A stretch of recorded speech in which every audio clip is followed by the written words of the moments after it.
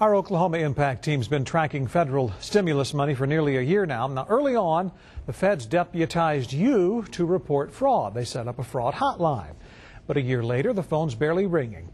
Our Oklahoma Impact team investigates that. Here's Amy Lester. Typically, 7% of government revenue is lost to fraud, waste, and abuse.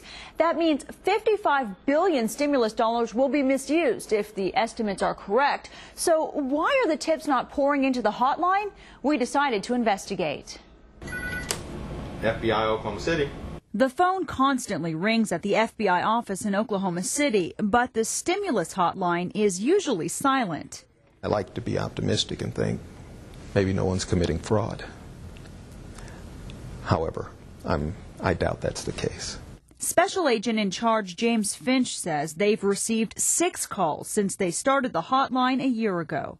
The calls haven't really been fast and furious, but the money hasn't all been out there that long. Finch explains that people can and do call the main FBI number to report stimulus fraud, but he can't say how often since they don't track statistically who's calling the main number for what reason. So are there any active investigations into stimulus fraud? We are looking into leads associated with it, but in terms of active investigations, all I can say is there are some that look promising.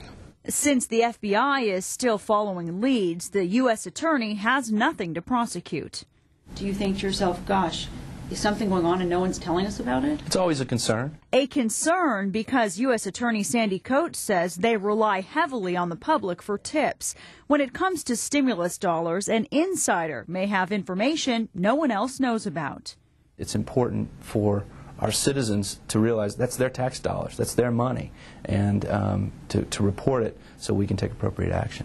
Either no fraud is happening or not that many people are willing to blow the whistle. Everything looks good on paper right now. That's according to the state auditor and inspector, Steve Burridge. We have not had 1 ounce of fraud or abuse in the stimulus package.